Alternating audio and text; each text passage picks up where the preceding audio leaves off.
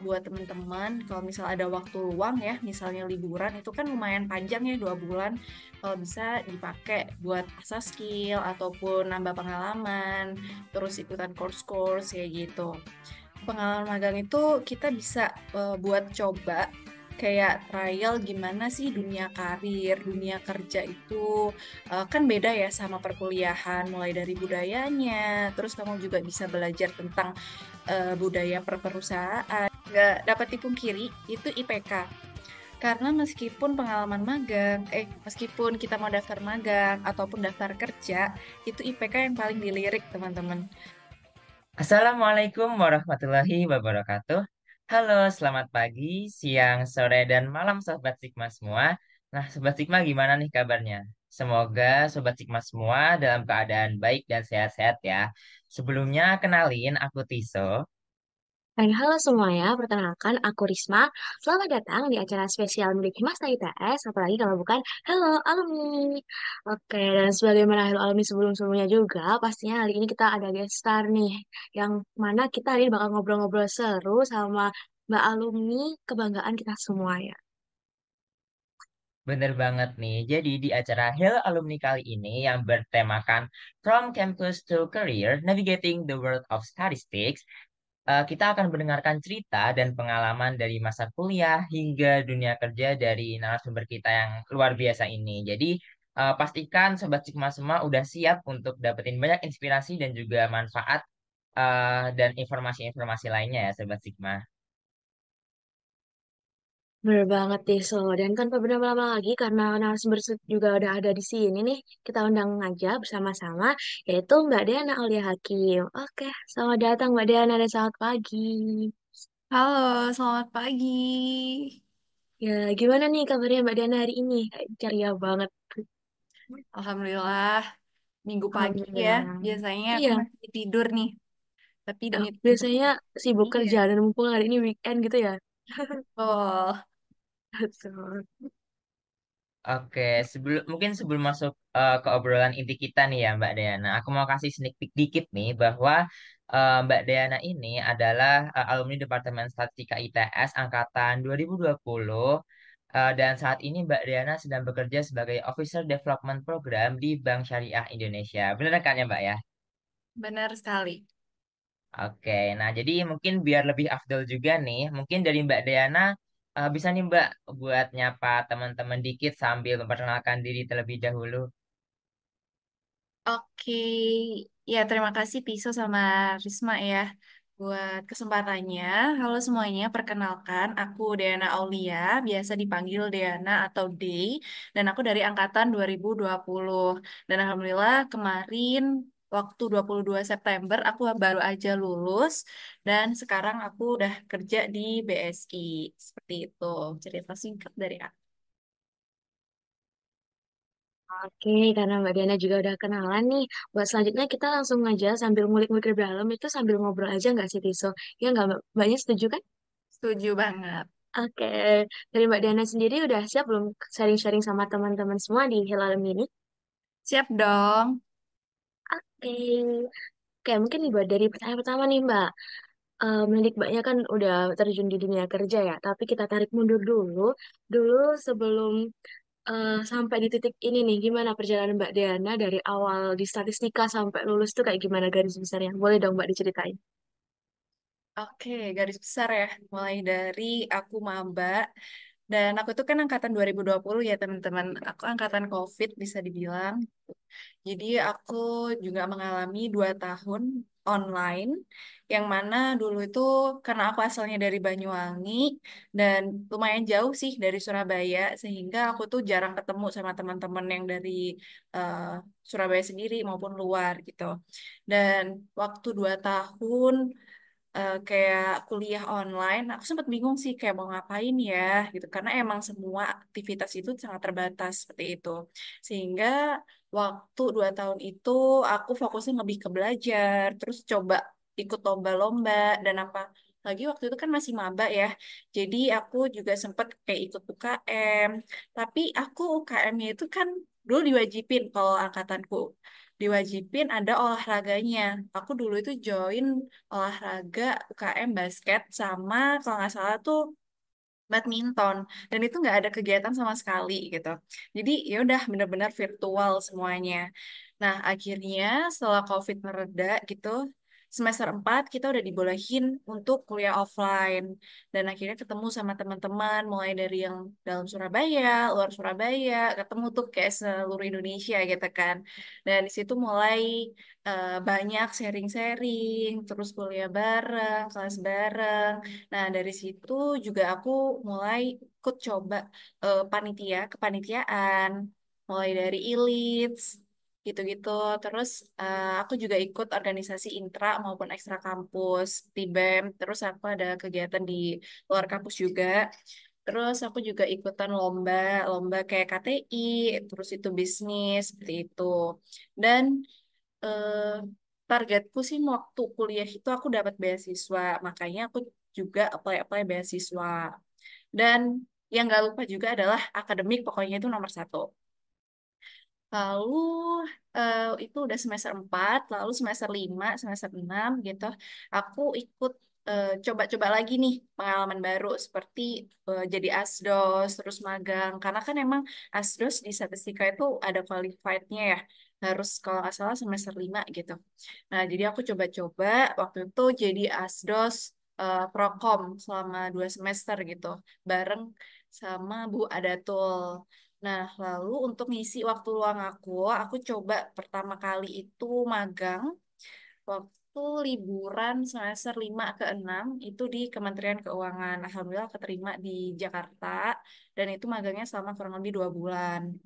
Nah, itu sih kayaknya kalau buat teman-teman, kalau misal ada waktu luang ya, misalnya liburan itu kan lumayan panjang ya 2 bulan, kalau bisa dipakai buat asah skill ataupun nambah pengalaman, terus ikutan course-course kayak gitu. Nah, terus semester 7 aku udah ambil TA, tapi aku lulusnya 8 semester, tapi aku ngambil TA-nya itu di semester 7. Dan waktu semester 7 pun aku dapat kesempatan buat exchange ke Jepang dari programnya di ITS juga.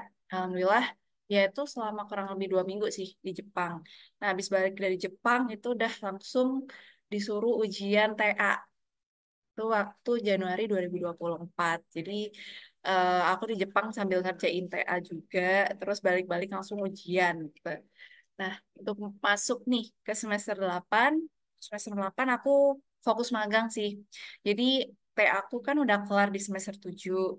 Jadi aku fokusin di semester 8 itu fokus magang. Aku ikutan Kampus Merdeka.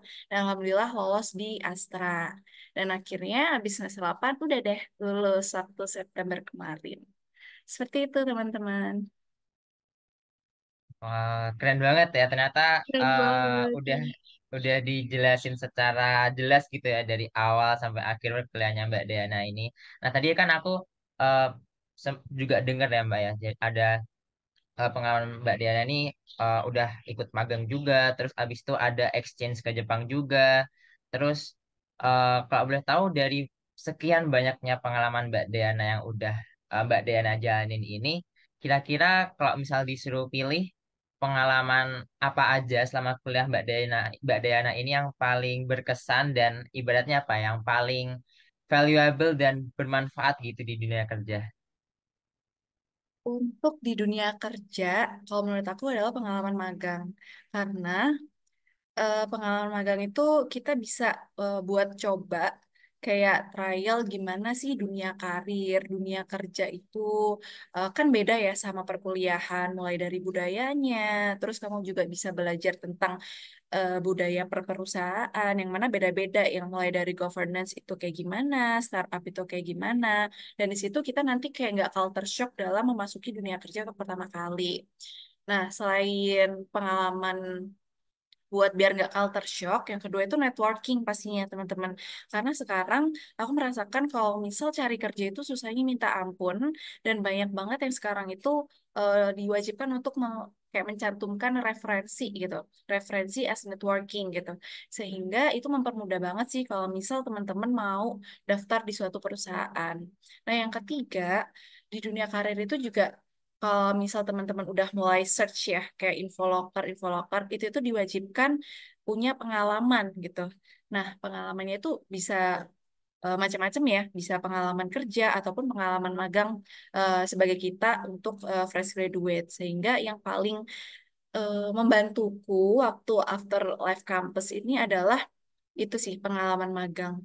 Karena kita juga lebih dilirik dan punya poin plus di hadapan recruiter. Oke, tadi kan Mbak Diana emang sering banget mention magang dan kalau aku lihat di CV Mbak Diana itu emang rich banget informasi magangnya. Kalau gitu boleh nggak sih Mbak kita tanya-tanya gimana dulu bisa dapat informasi magang kayak gitu? Terus di tips dari Mbak Diana sendiri waktu apply itu kayak gimana kemarin? Ya, boleh banget. Nah, kalau magang sendiri itu sebenarnya banyak ya macamnya. Mulai dari magang mandiri, terus magang kampus Merdeka, lalu ada Magenta, dan itu aku ada 3 pengalaman magang itu juga berbeda-beda, nggak cuma satu sumber gitu. Nah, untuk magang mandiri sendiri itu tuh banyak source-nya teman-teman. Ada yang di Instagram, LinkedIn gitu. Banyak juga yang udah ngeflorin ya HR gitu. Dan semuanya paid teman-teman. Kalau saran dari aku, kalau kalian mau ikut magang, pilih yang paid gitu, karena emang ya effort kalian harus dihargai gitu kan. Nah, lalu untuk magang mandiri itu sih tadi sumbernya ada di Instagram, LinkedIn gitu-gitu. Kalau magang Magenta itu ada sendiri webnya di Magenta FHCI BUMN kalau nggak salah. Jadi eh, di situ tuh nggak ada apa ya? Soalnya nggak ada timeline tertentu, jadi tiba-tiba ada aja lowongan gitu. Jadi kita yang harus wajib kayak tiap hari mantengin apakah ada info magang seperti itu. Nah, kalau yang ketiga yaitu Kampus Merdeka, di mana dia tuh MSIB kan, bukanya itu 2 kali dalam setahun. Nah, jadi teman-teman bisa kayak memilih eh, kurang lebih 22 perusahaan untuk magang gitu ya. Nanti kita diseleksi karena itu saingannya seluruh Indonesia, teman-teman. Jadi perusahaan-perusahaannya juga yang sangat bergengsi-bergengsi semua sih itu. Jadi banyak banget ya pintu kalau kita mau magang. Jadi misal kalau ketolak di magang mandiri nggak apa-apa, coba aja di Magenta. Kalau misal ketolak di kampus Merdeka ya coba mandiri gitu sih. Dan tapi yang terpenting itu sih harus fit. Tapi kalau misal teman-teman mau coba-coba gitu ya, cuman buat nambah pengalaman ya it's okay sih kalau nggak dibayar juga nggak apa-apa. Yang penting pengalaman. Oke, wah keren banget nih. Udah kita baru di awal-awal tapi rasanya informasi yang masuk nih udah sangat apa ya berbobot sekali gitu ya. Iya bener Mungkin aku banget mau kayak ya langsung bahas mungkin aku tentang sesuatu yang profesional gitu ya. bener bener bener. Mungkin aku mau nanya lagi nih Mbak. Tadi kan Mbak Diana nih aku lihat di experience-nya magangnya ini juga magangnya di tempat-tempat yang ibaratnya apa ya ter- eh, tersohor gitu ibaratnya. Nah, mungkin aku mau tanya kira-kira apa sih dulu waktu Mbak Dayana apply ke magang itu tuh pengalaman apa yang bisa bikin Mbak Dayana itu lolos gitu. Karena mungkin dari Sobat Sigma sendiri kan ada yang mau pertama kali ikut magang, mungkin pengalamannya masih terbatas di organisasi kampus atau kepanitiaan dan lain-lain. Mungkin kalau tips dari Mbak Dayana tuh apa sih yang perlu kita tonjolin waktu kita apply magang kayak gitu tuh? Oke, ditonjolin waktu apply magang. Nah, yang pertama, nggak dapat dipungkiri, itu IPK. Karena meskipun pengalaman magang, meskipun kita mau daftar magang ataupun daftar kerja, itu IPK yang paling dilirik, teman-teman. IPK ada yang minimal itu 3, bahkan untuk kerja itu sekarang ada yang minimal itu 3,5 gitu. Dan tergantung sama perusahaan masing-masing ya. Jadi yang pertama itu IPK, jadi sebanyak apapun kegiatan teman-teman, tapi IPK harus tetap nomor satu. Yang kedua adalah skill, yang mana harus sesuai atau line in sama yang dibutuhin gitu.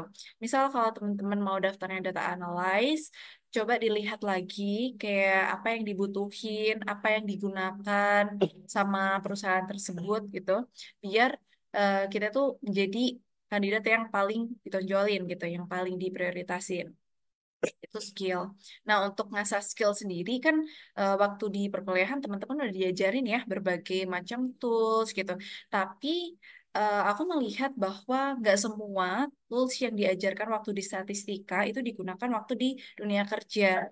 Nah, makanya kita tuh juga harus explore eh, di luar perkuliahan ya. Contohnya ikut course-course biar dapat sertifikasi.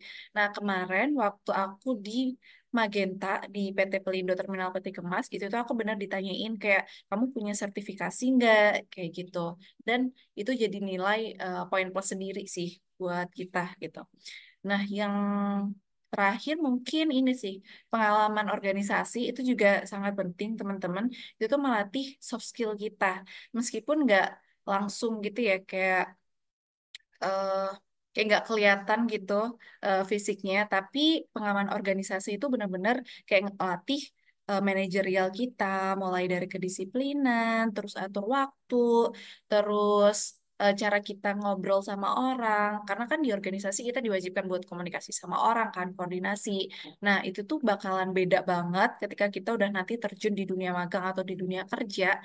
Anak-anak yang organisasi itu istilahnya bisa lebih survive gitu menghadapi orang-orang, terus nggak pemalu dan lebih berani sih. Oke, jadi sebenarnya banyak banget ya Mbak faktor yang mempengaruhi itu, khususnya tadi tentang sertifikasi. Nah, ini aku agak kepo nih. Dulu Mbak Diana itu memutuskan buat ambil sertifikasi itu kayak caranya gimana ya Mbak? Oke, kalau sertifikasi aku ada di Bangkit sama Rakamin. Aku ikut ini MSIB. MSIB itu kan ada yang magang, ada yang studi independen. Nah, aku ikutan yang studi independen. Nah, dari situ aku dapet sertifikasi machine learning sama data scientist. Seperti itu sih. Jadi MSIB itu nggak hanya magang aja, tapi juga ada studi independen. Jadi kalau misal teman-teman mau untuk meningkatkan skill gitu ya, skill soft skill maupun hard skill, itu alangkah lebih baiknya buat ikutan studi independen terlebih dahulu dibandingkan ikutan magang. Seperti itu. Kayak aku izin follow up question juga Mbak. Tadi kan Mbaknya sempat mention bahwa nggak semuanya dari yang kita pelajari di statistik itu sebenarnya kayak relate juga gitu. Jadi kayak kita memang harus ambil semacam sertifikasi dan semacamnya. Tapi kalau menurut Mbak Diana sendiri, kan kita di statistika banyak banget nih kayak project-project mungkin dari beberapa matkul yang ada tugas akhirnya kayak gitu-gitu juga.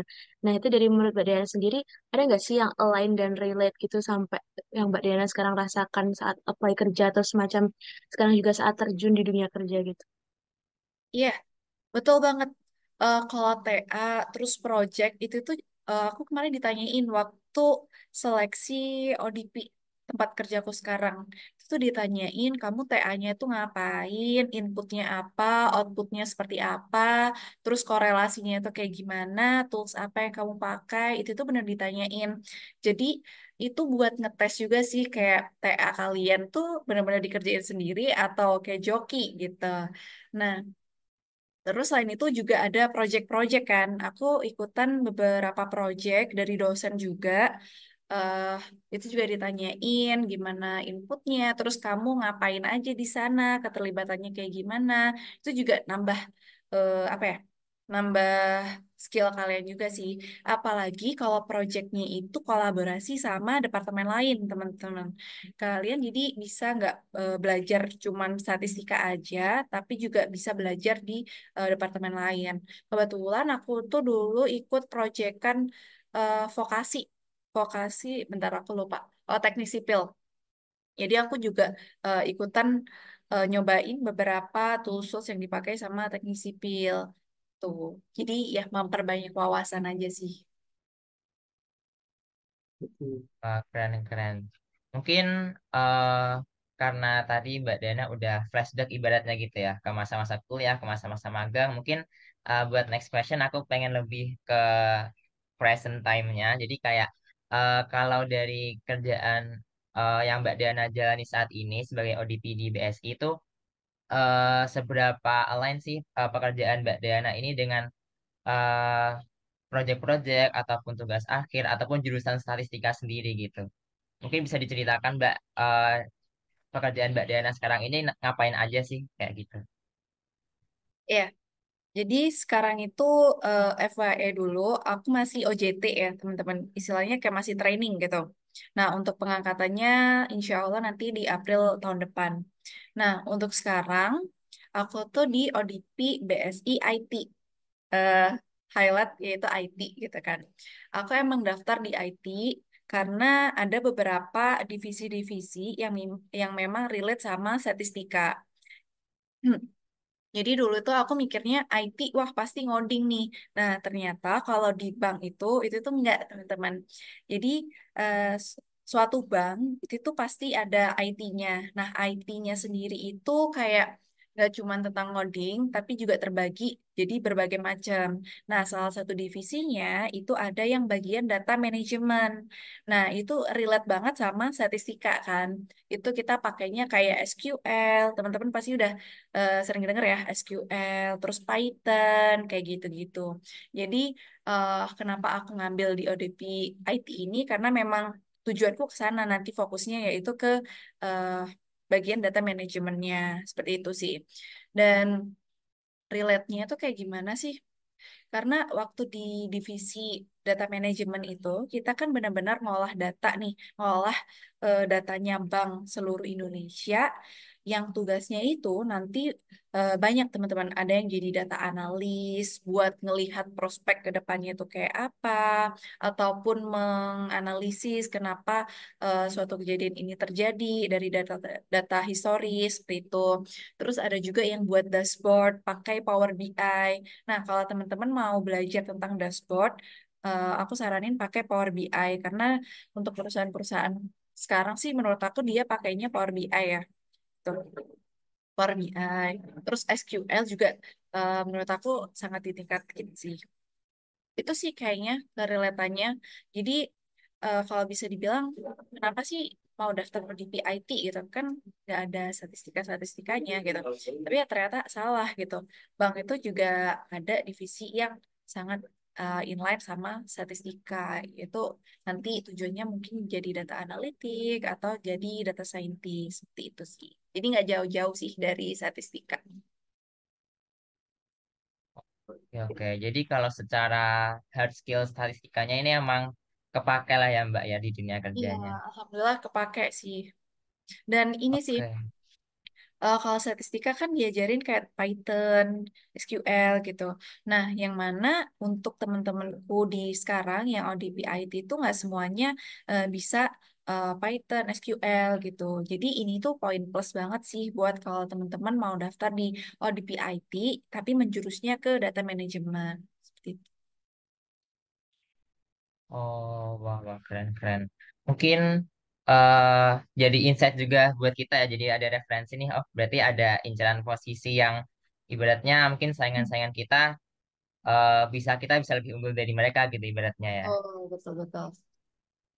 Oke, mungkin kalau dari hard skill udah, mungkin aku mau nanyain tentang soft skill. Mungkin ini berhubungannya sama lingkungan kerja ya, Mbak ya. Eh, kalau dari Mbak Diana sendiri di posisi yang saat ini Mbak jalanin, kalau boleh tahu gimana sih lingkungan kerjanya dan mungkin kalau hubungannya dengan perkuliahan, kira-kira soft skill apa aja sih yang perlu kita asah dari sekarang buat survive gitu di dunia pasca kampus gitu.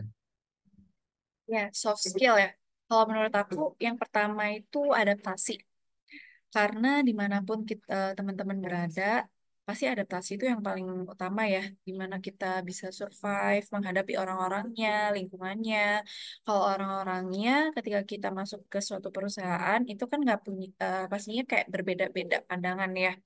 Nggak isinya nggak cuman yang muda-muda doang gitu. Pasti ada yang udah istilahnya senior, ada yang masih muda gitu kan. Kita juga harus bisa mengimbangin nih.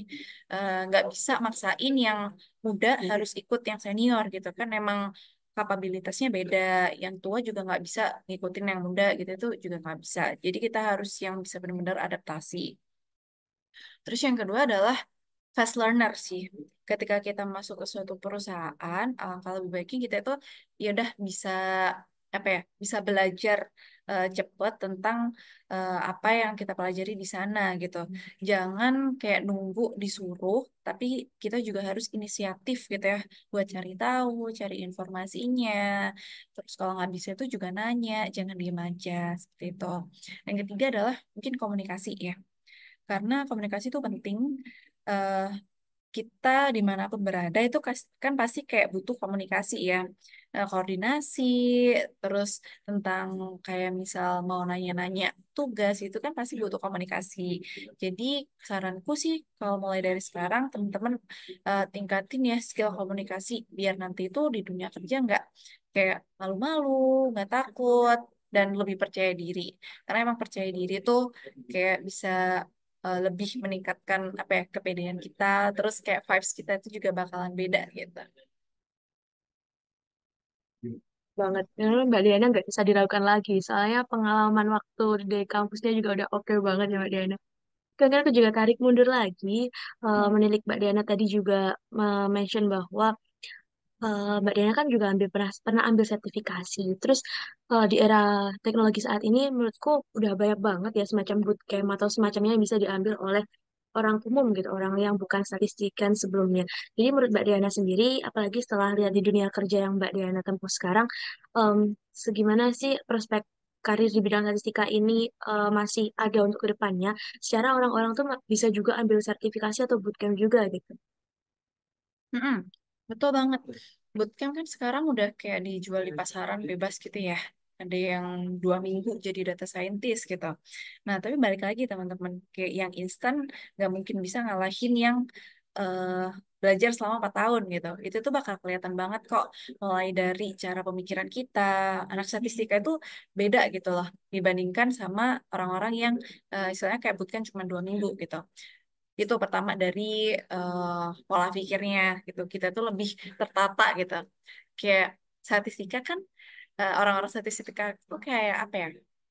Saya nggak percayaan gitu. Ada suatu kejadian kita tuh juga harus kayak bukan mencurigai ya, menginvestigasi gitu. Kenapa sih kejadian itu terjadi gitu. Kita tuh nggak bisa nerima kayak, oh oke ini kejadian terjadi. Kita tuh kayak juga harus menginvestigasi prediktif, terus diagnosis gitu-gitu kan. Itu yang paling membedain gitu.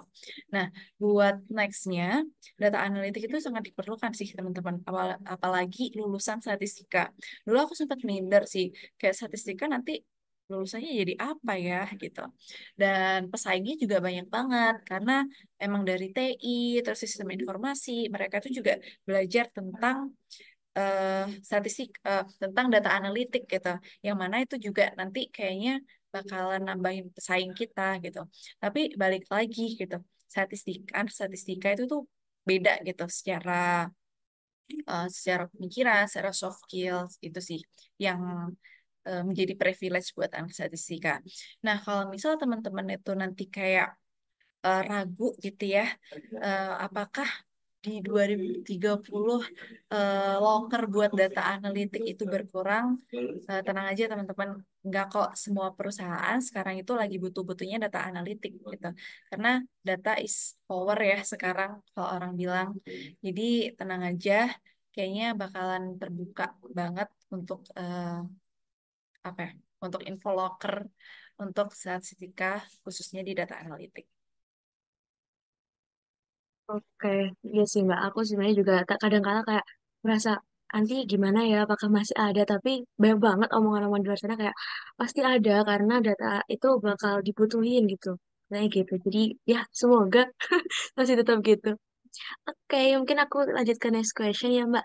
Tadi Mbak Diana kan kayak apa ya? Menurut aku dari awal itu, aku boleh jujur-jujuran ya Mbak. Teman-teman di angkatanku kayak banyak banget yang ngefans sama Mbak Diana. Jadi kayak kita merasa Mbak Diana itu adalah salah satu kiblat kita gitu loh kadang-kala.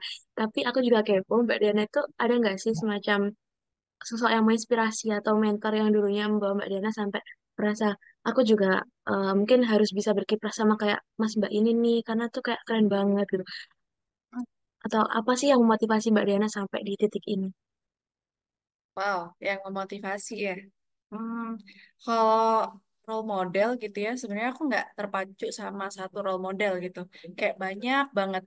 Misal sosok Ani pinternya di sini gitu. Yaudah aku coba ikut niruin aja gitu. Tapi nggak selalu terpacu sama satu role model. Nah, mungkin ini sih teman-teman yang bikin aku termotivasi itu.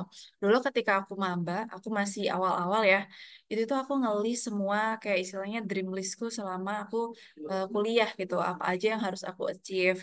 Sehingga aku tuh udah punya tujuan, aku mau kuliah, aku mau achieve ini gitu. Jadi kayak yaudah, eh, jalan kalian tuh ya udah lurus-lurus aja sesuai tujuan kalian seperti itu. Jadi aku list nih, apa aja yang aku mau achieve, mulai dari IPK ya tetap nomor satu, terus organisasi, kepanitiaan, terus exchange dan lain sebagainya seperti itu. Itu sih mungkin yang paling memotivasi biar tetap on track gitu. Tapi kalau role model kayaknya random aja sih kalau misal ada orang yang kayak oh ini orang achieve lomba ini ya aku ikut deh gitu-gitu sih, nggak ada yang kayak terpacu satu gitu. Jadi itu tadi, tentuin goals teman-teman, dan mungkin nggak ada kata terlambat ya. Mau nulisin dream list kalian sekarang itu nggak apa-apa banget, kan masih banyak nih waktu ya. Dulu aku baru kepikiran buat magang tuh kayaknya semester apa ya, semester 4 gitu. Waktu itu momennya adalah aku habis ngobrol sama teman, terus em, dia sharing-sharing tentang magang. Oh ya udah, aku termotivasi buat magang gitu. Jadi kayaknya role modelnya bisa dari semuanya ya, bisa dari dosen, teman, keluarga juga gitu sih, nggak terpacu satu. Tuh. Keren-keren. Mungkin aku mau nanya berhubungan sama motivasi juga nih Mbak. Jadi kan Mbak Diana nih waktu kuliah pengalamannya banyak ya. Organisasi iya, kepanitiaan iya, terus masih bisa ambil certification dan juga magang juga.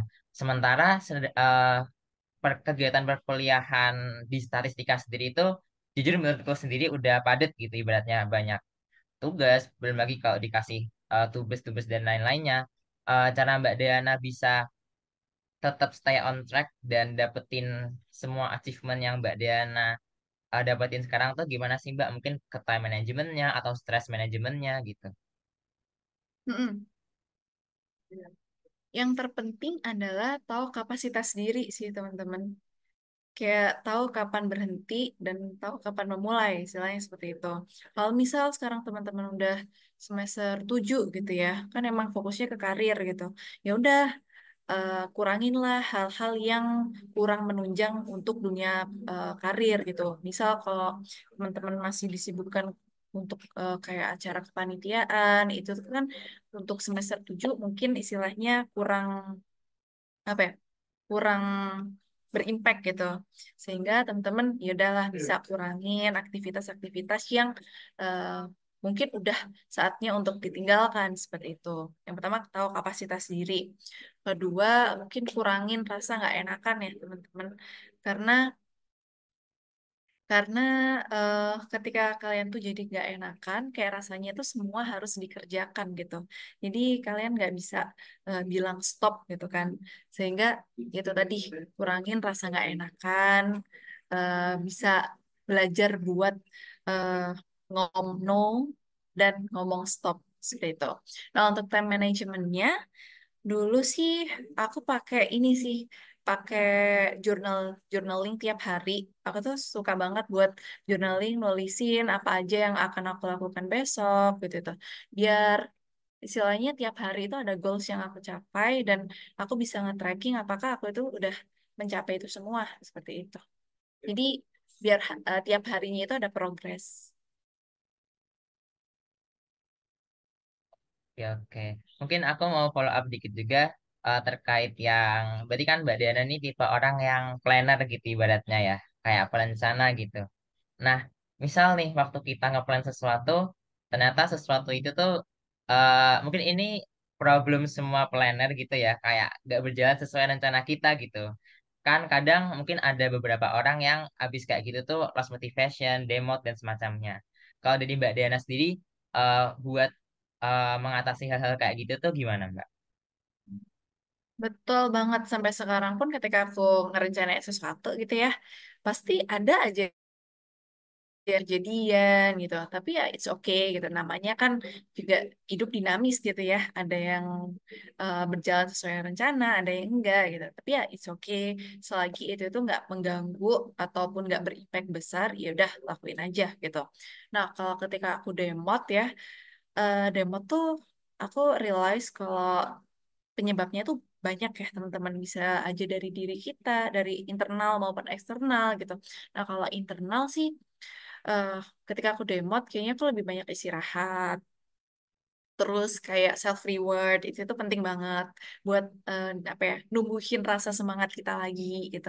Nah kalau faktor eksternal, aku lebih banyak sharing sama orang sih, ngobrol sama orang gitu, kayak curhat sama orang, gimana sih gini gini gini gini. Nah, nanti itu kita dapat energi lagi dari orang gitu. Sehingga sometimes kita tuh juga butuh energi dari orang buat nyemangatin kita. Itu sih. Jadi kayak ketika demot ada faktor internal dan eksternal. Oke, oke. Jadi intinya emang kita harus bisa bangkit dari demotnya kita itu entah Oh, dari faktor internal maupun eksternal kita gitu ya Mbak ya. iya. Yang tahu kan diri kita sendiri ya. Kayak Mhm. ketika kita demot, kita maunya apa, kita yang tahu sendiri gitu. Kayak kita nggak bisa nyontoh orang lain juga sih. Kayak misal ke demot orang lain tuh mereka traveling gini-gini gini gitu. Kalau misal kita yang orangnya introvert kan kalau diajak traveling kan tambah kayak menguras energi gitu ya. Jadi kayak balik lagi gitu sih. Oke, oke. Keren, keren. Mungkin aku mau eh, buat next question ini agak nyinggung ke hard skill lagi, mungkin sekali lagi. Maaf ya banyak kayak muter-muter gitu pertanyaannya ya.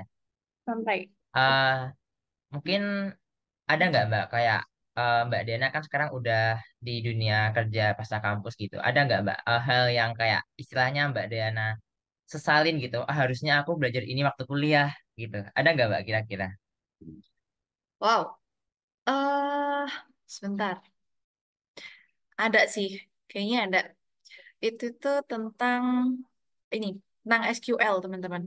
Kalau di statistika sendiri, kayaknya aku nggak tahu ya sekarang itu SQL lebih ditingkatin atau diperbanyak itu, atau gimana Kalau teman-teman? sekarang untungnya setelah ada perubahan kurikulum, SQL diajarin sih Mbak di matkul basis data gitu. Oh, matkul basis data. Tapi teman-teman udah dapat ya? Udah, udah. Oh, oke oke. So far aman sih kalau misalnya udah dapat gitu. Nah, kalau dulu tuh aku dari statistika sendiri nggak diajarin SQL gitu. Jadi kita yang harus explore, dan aku dapat SQL tuh dari bootcamp itu kan, bootcamp Rakamin. Nah, ternyata waktu di dunia kerja itu SQL sangat dibutuhin teman-teman. Nggak hanya ngolah data, tapi juga kayak nge-organize data. Terus di situ kan ada kayak coding kecil-kecilannya gitu kan. Nah dulu aku benar-benar nggak tahu, mulai dari select, terus ya delete gitu-gitu itu aku nggak tahu benar. Jadi aku belajarnya dari luar. Nah terus mungkin di statistika itu kan kita mempelajari berbagai hal ya teman-teman. Mulai dari CPP kita pelajarin, SPSS, Minitab, ya MATLAB, semua itu kayak hampir kita pelajarin gitu. Nah, tapi ternyata waktu di dunia kerja itu emang fokusnya cuma satu gitu loh. Nah, itu kayak apa ya? Kalau menurut aku, eh, sebenarnya aku itu bisa loh untuk memaksimalin satu aplikasi aja biar aku tuh jadi expert seperti itu. Nah, waktu itu kayaknya Python aku juga nggak dipelajarin dalam banget gitu. Kayaknya aku pakai Python itu waktu TA. Jadi TA itu juga sangat membantu aku buat meningkatkan hard skill itu sih. Itu sih teman-teman. Kayaknya eh, selain kalian itu belajar kurikulum yang udah disediakan sama statistika, mungkin sering-sering buat ngecekin kayak misal data analitik itu butuhnya apa sih gitu. Kalau misal fokusnya kalian nanti ke apa ya, quality control misalkan, quality control butuhnya apa sih gitu. Jadi kayak kalian udah mempersiapkan selama di perkuliahan. Itu mungkin lebih apa ya, lebih impactful. Oke, oke. Tadi aku ada dengar kalau menurut Mbak Diana sendiri kan Mbak Diana prefer eh, melajarin misal satu software aja atau satu keahlian aja gitu.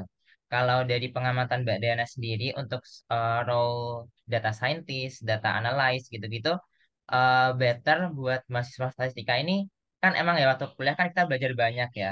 Itu kita emang berarti better kita fokusin ke satu hal aja gitu. Jadi spesialis di satu hal aja gitu atau gimana?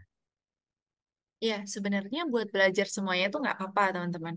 Tapi ada kok nanti tuh di waktu kita daftar, ada yang istilahnya tahapan tesnya itu ada tes skill gitu, tes ngoding teman-teman. Nah, kalau misal teman-teman udah kayak bisa semuanya nggak apa-apa gitu. Nah, tapi yang paling aku apa ya highlight adalah ya itu tadi ya, balik lagi kalau misal kalian mau data analitik, kalian coba search apa aja yang dibutuhin. Misal Python nih. Nah, terus kalian juga ngelihat nanti di tesnya kan pasti di tes Python. Nah, kalian tuh juga harus istilahnya kayak belajar lebih ekstra lagi buat bisa ngelaluin tes itu. Itu sih. Karena ada beberapa perusahaan-perusahaan itu yang langsung tes live coding gitu-gitu, teman-teman. Jadi antisipasi gitu. Kan misal nih, dulu itu aku CPP kayaknya di semester awal-awal ya di pemrograman komputer kayaknya semester 2 atau 3 gitu. Nah, mungkin kalau di tes sekarang pun aku udah lupa gitu. Jadi, ya itu sering-sering refresh yang berkaitan lah dengan dunia kerja. Informasi dari Mbak Dea yang tentang bahwa di sebelum kerja tuh ada tes skill tuh menurutku informasi baru sih buat kita, Mbak. Kita kayak tadinya nggak expect gitu ada kayak gini ya. Jadi memang segalanya harus dipersiapkan juga ya Mbak ya. Dari Betul. segala sisi. Aku ada satu pertanyaan nih Mbak juga. Tapi ini sama kayak mundur lagi kayak yang tadi.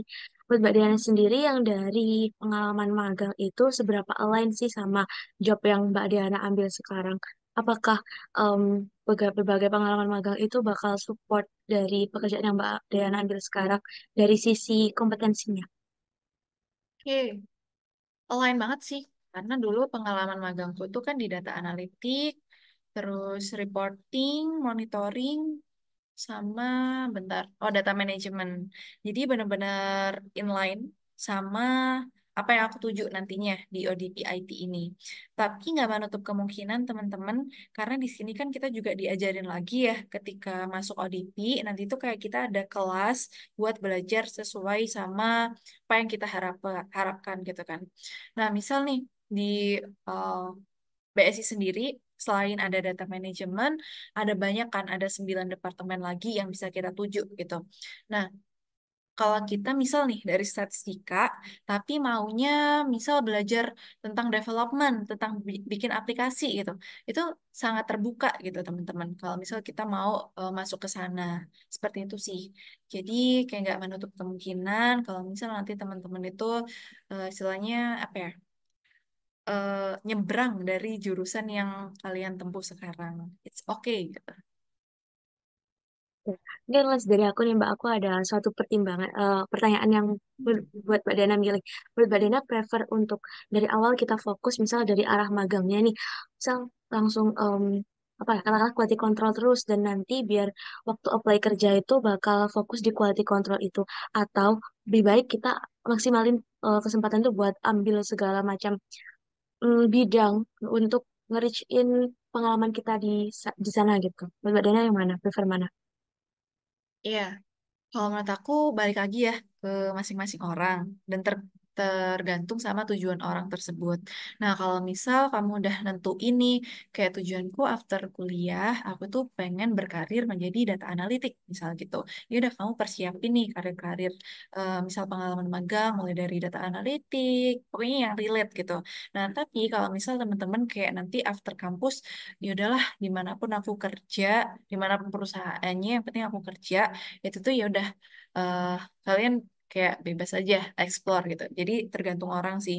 Karena teman-teman aku yang dari statistika itu nggak semuanya sekarang itu yang apa ya fokus ke data analitik gitu kan. Ada juga yang kerjanya di kayak bank bukan bank sih kayak perusahaan manufaktur gitu-gitu. Jadi ya tergantung orangnya masing-masing ya teman-teman gitu. Kalau misal aku sih mulai dulu udah targetku adalah tujuannya jadi data analitik gitu.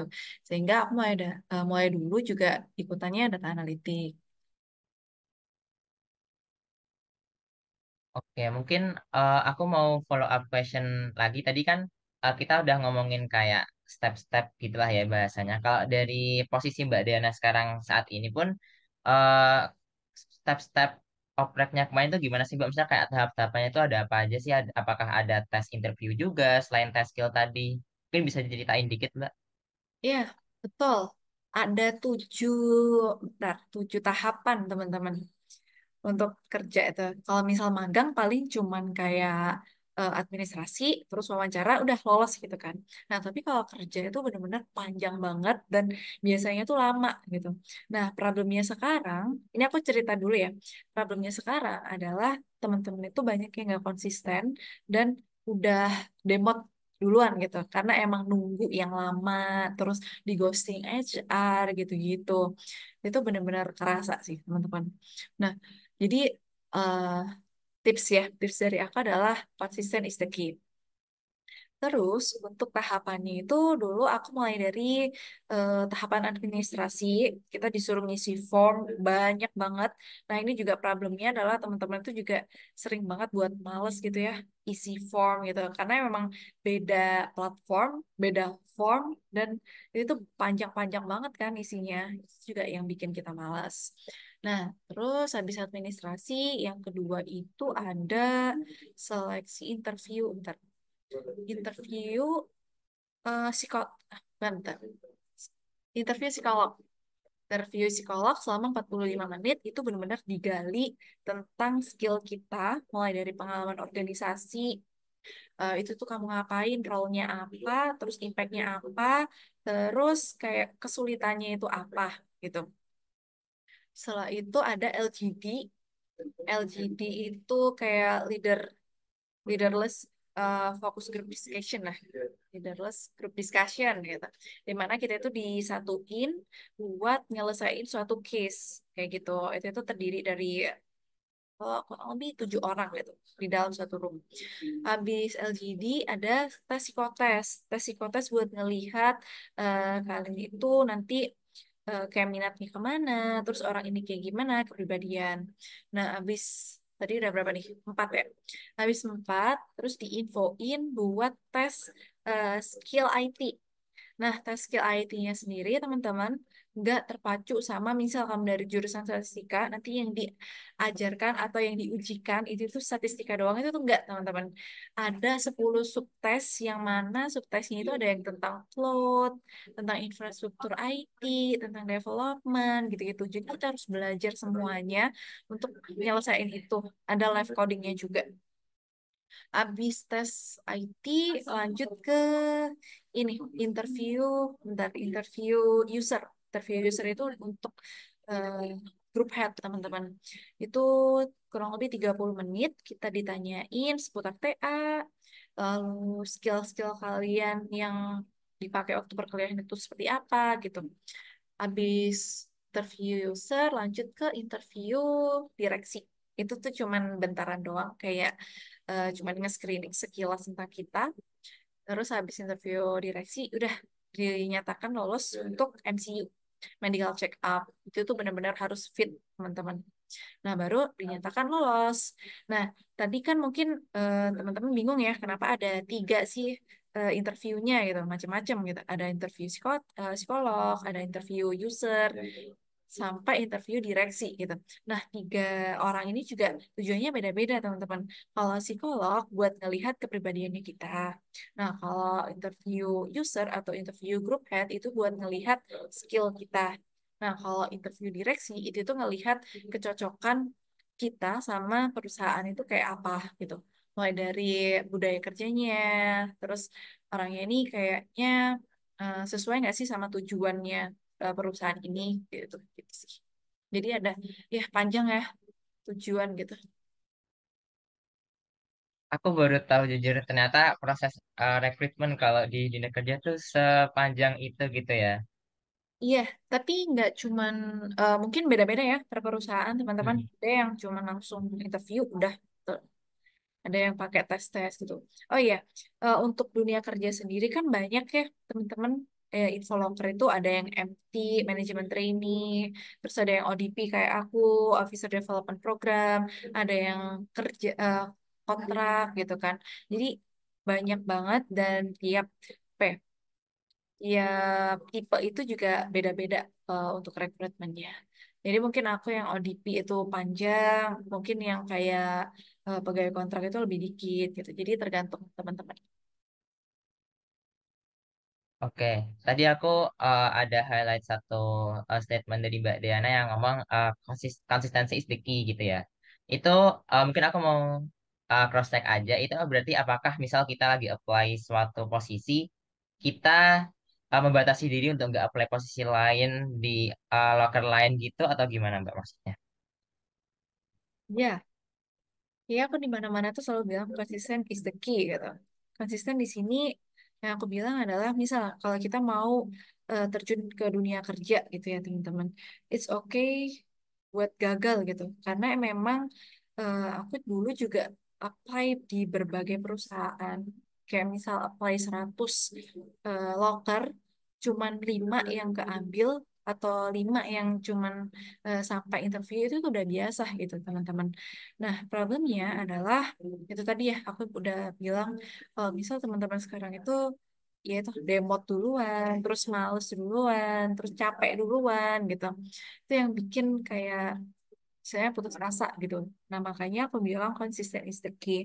Explore sebanyak-banyaknya info locker dan being idealis sih nggak apa-apa, tapi tahu diri itu tuh lebih penting gitu. Karena aku melihat juga sekarang tuh kayak fresh graduate itu standarnya tinggi gitu. Kayak misal baru kerja harus gaji 2 digit gitu kan. Tapi ya kita harus sadar diri juga teman-teman. Kayak perusahaan mana sih yang bisa menyediakan gaji 2 digit kalau misal dia tuh nggak multinasional atau internasional gitu. Kalau misal kayak kapasitas diri kita itu juga belum mumpuni, jadi ya ya udahlah rendahin eh, rendahin diri juga gitu, tahu kapasitas diri, tahu di mana kita harus apply dan tahu harga diri kita itu berapa gitu. Itu sih. Oke, Mbak Dena. Tadi sebenarnya Mbak Dena udah cukup nyinggung tentang tips dan beberapa tips ya. Tapi ada lagi nggak sih Mbak tips atau saran yang ingin Mbak Dena berikan, khususnya buat teman-teman Sobat Sigma yang sekarang lagi menempuh perkuliahan di Departemen Sastika ini? Ya, tipsnya adalah karir itu dipersiapkan sejak kuliah, teman-teman, bukan after kuliah gitu. Jadi salah kalau misal teman-teman nyiapin ya udahlah itu kan after kampus nanti mikirannya nanti aja gitu. Itu benar-benar salah gitu. Karena kita kuliah 4 tahun, kalau kita nggak explore, kita nggak dapat pengalaman, kita nggak ambil insight sebanyak-banyaknya, itu tuh salah besar. Dan mahasiswa itu kan privilege ya. Kita tuh bisa eksplor berbagai hal, terus kita disediakan banyak teknologi, banyak tools, banyak fasilitas, sama departemen, sama jurusan, sama ITS, itu tuh yaudah pergunain gitu. Mulai dari soft skill, hard skill, networking, pengalaman, itu tuh benar-benar kalian explore sih. Gitu. Jadi jangan lupa explore.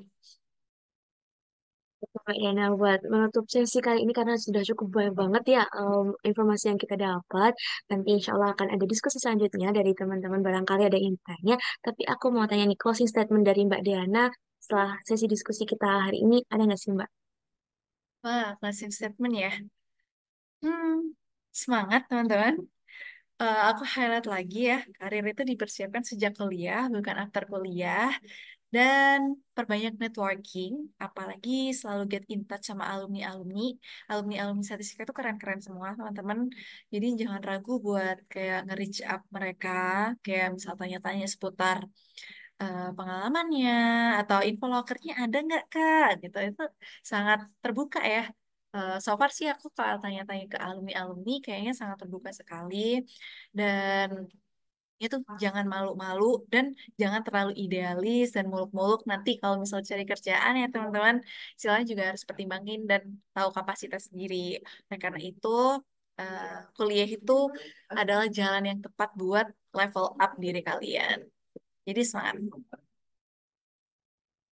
Oke, makasih banyak nih Mbak Dana. Tadi Mbak Dana juga udah mention nih, jadi buat untuk Sobat Sigma semua, eh, boleh banget kalau misal mau tanya-tanya ke alumni terkait dengan loker dan semacamnya gitu, berarti sangat terbuka berarti ya Mbak ya. Betul, sangat terbuka kok. Oke, karena dari Mbak Diana juga udah ngasih semangat dan juga closing statement buat Sobat Sigma semua, itu akhirnya berakhir pula rangkaian acara Hello Alumni pada kesempatan kali ini. Aku mau ngucapin terima kasih banyak buat Mbak Diana atas semua cerita dan juga inspirasi yang udah Mbak Diana bagikan ke kita semua hari ini. Tentunya sangat bermanfaat dan memberikan wawasan baru bagi kita semua. Benar banget, semoga pengalaman dan segala tips yang Mbak Diana bagikan pada kita bisa menjadi motivasi untuk kita semua untuk terus belajar dan meraih cita-cita ini. Benar, sekali lagi aku mau ngucapin makasih banyak buat Mbak Deana. Dan terima kasih juga buat seluruh Sobat Sigma yang udah nyimak podcast kita, obrolan kita sampai akhir. Aku Tiso. Dan aku Risma, mewakili Hello Alumni, pamit undur diri. Sampai jumpa di acara Hello Alumni berikutnya, dan tetap semangat, serta salam sukses semua, tempat semuanya. Assalamualaikum warahmatullahi wabarakatuh.